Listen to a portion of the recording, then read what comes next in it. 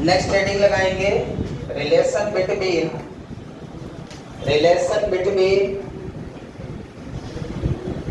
Torque end moment of inertia. Relation between torque end moment of inertia। Relation between torque end moment of inertia heading लगाएंगे।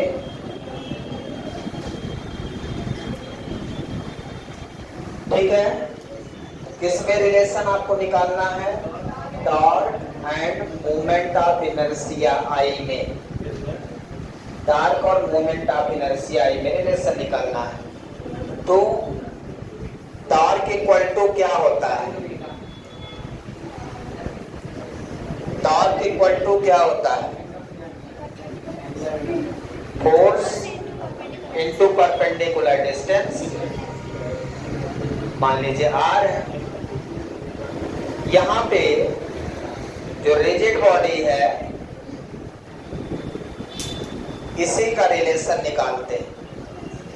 m1 m2 m3 r1 r2 r3 ये rigid body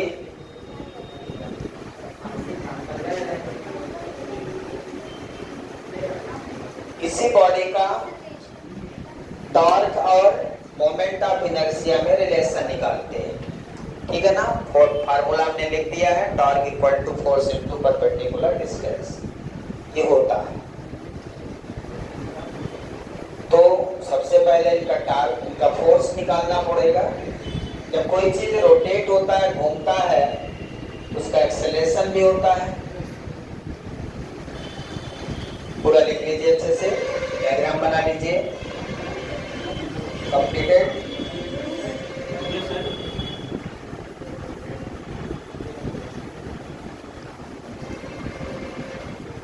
सभी particle का torque निकाल लें। सभी particle का torque निकाल लें, उसके बाद जोड़ दें।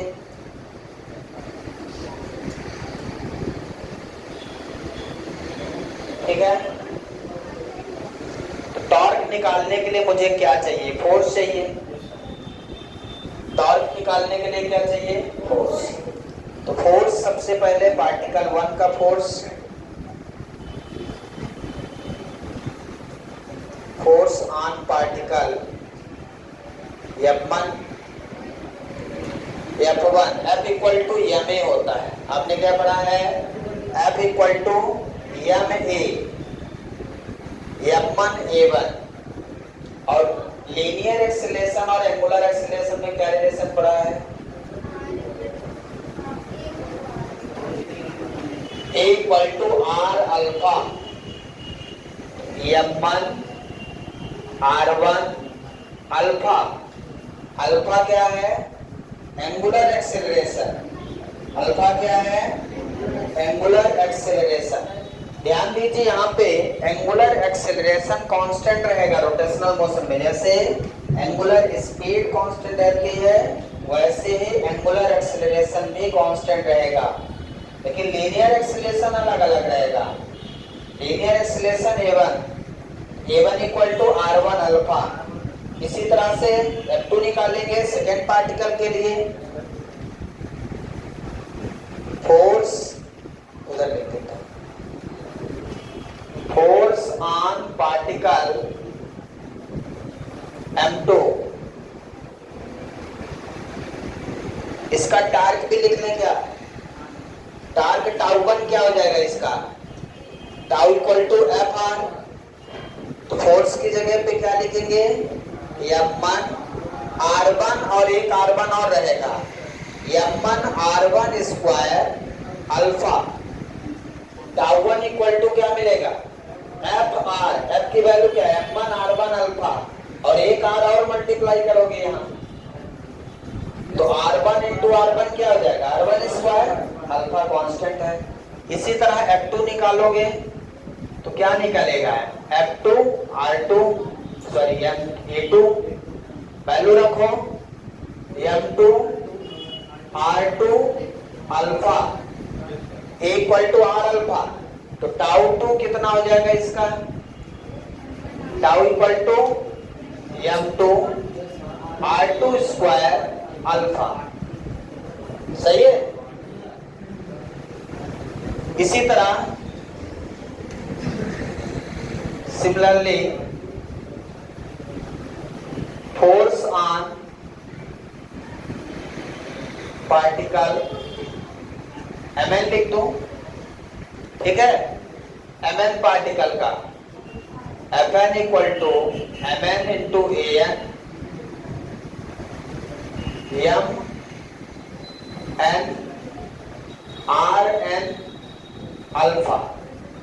तो टार्क कितना आ जाएगा भाई, टार्क का formula force into perpendicular distance. तो टाउ n कितना आ जाएगा, mn rn स्क्वायर अल्फा।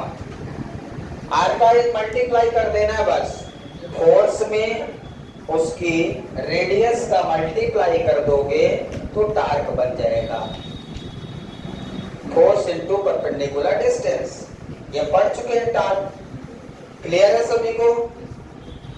अब सभी वैल्यू पुट कर दें तो टॉर्क क्या आ जाएगा, torque on rigid body, torque on rigid body. Rigid body का टॉर्क क्या लिखेंगे भाई, tau equal to tau 1 plus tau 2 plus tau 3 plus dash dash tau n। सभी टार्क को हम क्या करें, ऐड कर दें। क्लियर है सभी को।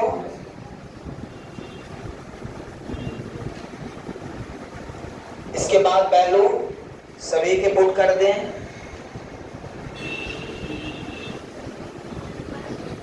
टाउ 1 इक्वल टू क्या लिखा आपने, m1 r1 square alpha plus m2 r2 square alpha plus m3 r3 square alpha plus dash dash mn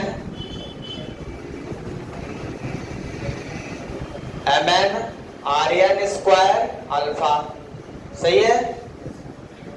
तो यहां से अल्फा कॉमन ले लेंगे, क्या बचेगा, m1 r1 square plus m2 r2 square plus m3 r3 square plus dash dash plus mn rn square bracket के बाहर alpha. Clear है। अब इसको क्या लिख सकते हैं, क्या है ये, summation of i equal to 1 से n mi ri का स्क्वायर। यह है मोमेंट ऑफ इनर्शिया, है कि नहीं। तो टाउ इक्वल टू आपको क्या रिलेशन मिला, i equal to tau equal to i alpha, tau equal to i alpha. ठीक है। लीनियर में आप पढ़ते हो f equal to M A, यहाँ torque equal to I alpha. जो m है वो i है। यहाँ तक कोई डाउट है किसी को। टॉर्क इक्वल टू i है हमारा moment of inertia, moment of inertia. Alpha है एंगुलर एक्सेलरेशन। क्लियर है। टाउ हमारा टार्क है। So this is the relation. किसी को कोई डाउट है पूछ सकते हैं।